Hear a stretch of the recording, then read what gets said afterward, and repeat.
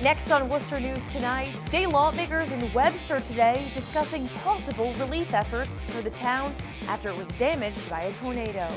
Plus, a community activist is looking to bring a new attraction to the Worcester Common.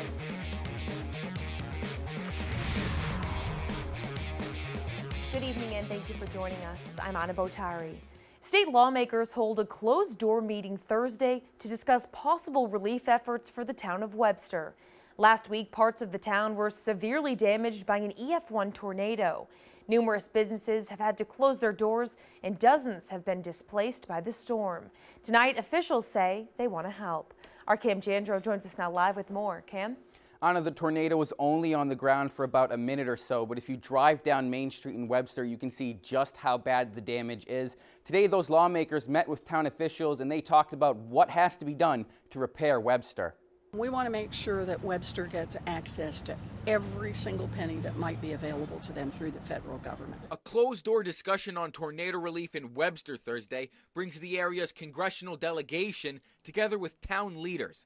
Senator Elizabeth Warren says the town and state are still working to put a value on the damage. So I think the officials here are doing exactly the right thing.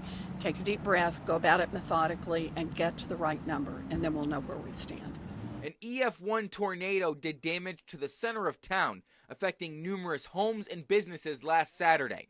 More than 40 people were displaced. Congressman Jim McGovern is hoping the government can help rebuild parts of the town. We want to work with MEMA, with the state, with the Small Business Administration, with the Economic Development Administration as well, to maybe get some grants for planning and rebuilding here. Deputy Police Chief Michael Shaw wasn't in town when the tornado hit. He says he was in disbelief when he saw the damage, and days later, he still is. And you see photos from other parts of the country of what the tornadoes do, but then when you see it in your own community, it really hits you. 2 buildings on Main Street have already been knocked down as a result of the storm. Shaw says the hard part is going to be replacing them. We're a very financially strapped town, so the process now becomes is what do you do with that area to make it the business that was there? Do you want to obviously keep them in the area because they were businesses that were open and doing retail. Now, a fundraiser is being held Sunday afternoon from 2 to 6 at Kretschmann Brewery in Webster. All proceeds will be going to those impacted by the storm. Anna? Thanks, Cam. In an effort to inform the people of public meetings with companies who want to locate marijuana businesses in Worcester, the city will now post them on their website. City Councilor George Russell says state law requires applicants to have meetings. The city and councilors are not running the meetings or mandating times or locations. Russell says it's important to inform the public of when and where these meetings are taking place. It up on social media. I just wanted to make sure that people in the city of Worcester knew of these various different businesses and where they were proposing to set up, just so that if they have any concerns or even if they're in favor of those specific location, that they should probably make an effort to contact the city manager's office. And a good way to do that is by showing up at those meetings that they're scheduled. Russell says within the next few days, the city clerk will begin to post information on upcoming meetings. 2 large Worcester-inspired mosaics could soon make their way to the Worcester Common. Bill Coleman is spearheading the effort in honor of the 170th anniversary of Worcester being a city. His plan is to create a 10-foot-tall mosaic of the city seal and another 5-foot-tall one of the Worcester smiley face, which will be placed in the Worcester Common. He says the community will be invited to participate. He says it's in the beginning stages. Tonight he met with the Art Council about the project and gathering support from other artists. I'm trying to design it so the people will come from all over to stand next to it and get their picture taken. The 2 iconic symbols of Worcester are City Seal and the smiley face. Coleman says he hopes to have it finished by World Smiley Day on October 5th. He believes it'll be a hit and end up placed somewhere in the city permanently. For its 3rd consecutive year, the Roman Catholic Diocese of Worcester has surpassed its $5 million goal for the partners in charity. According to the diocese, they've received more than 16,000 gifts and pledges. The goal has been reached 3 weeks before the end of the fiscal year, which marks the official end of the appeal. The appeal launched at the beginning of Lent. The diocese says as of this week, 48 of the 96 parishes in 4 missions have met or exceeded their goals for this year. Gifts are still being accepted until August 31st. For several years, the city of Worcester has been working to increase police presence downtown. The city manager says he wants to make sure it's being used for what it's intended for, a place for everyone to enjoy and use. Our Brittany Schaefer has the story. On Thursdays in the summer, hundreds come out to enjoy the Wooster Common. It's what city manager Ed Augusta says the location was made for. We wanted to make sure that the Common was what it was intended to be, which is a place for everyone to enjoy and use. It's also why the city has stepped up police presence on the Common in the past couple of years. Before it was really kind of a reactive approach. If somebody called the police, they would come down and respond to it versus being an ongoing, active, continuous presence down here. So when they see something, they can deal with it in real time. According to the Worcester Police Department, more than 1,000 incidents happened in the area in 2017, but the number of arrests last year actually decreased when compared to 2012. Worcester residents at the Out to Lunch Summer Concert Series say the police have made a big difference. I've been here for like 10 years, and it's gotten so much better.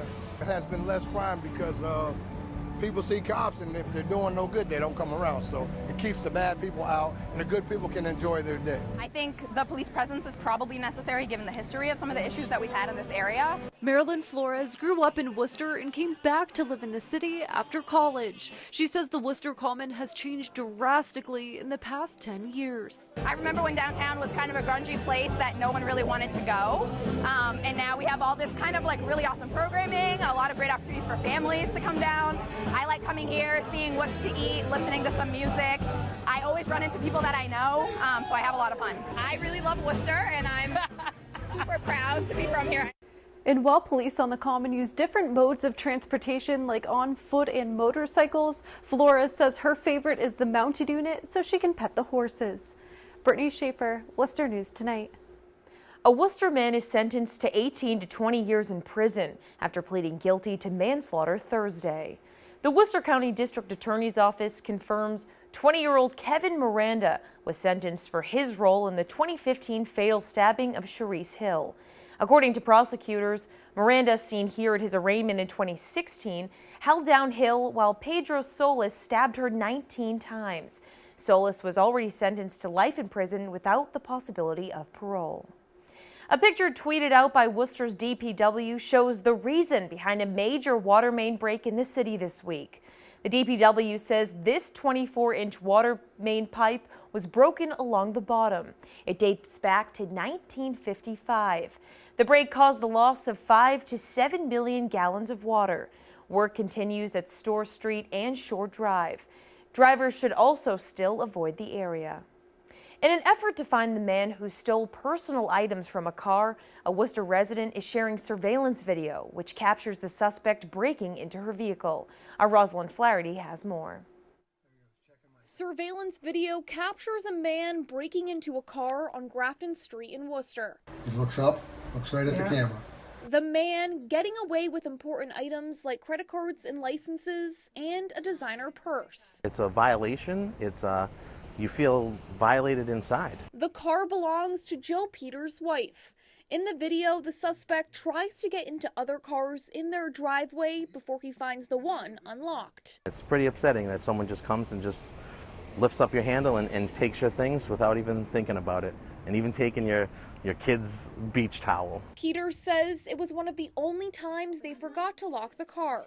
He shared the video on Facebook, hoping someone will recognize him. I'm sure that this isn't his first time that he's out doing it. He looked like he had been there before. He's hoping to get his belongings back and is warning others to keep an eye out and to always make sure your car is locked. It can't really be replaced because of what you did in order to get that. You know, you work the extra hours, you work at a different job, you work at some place just to try to make ends meet, and you know, you get a little something that you're proud of, that you worked hard for, and someone just comes and just takes it. Rosalind Flaherty, Worcester News Tonight. 3 Worcester men are arrested Wednesday after police received several complaints of drug dealing in the Marble and Main Street area.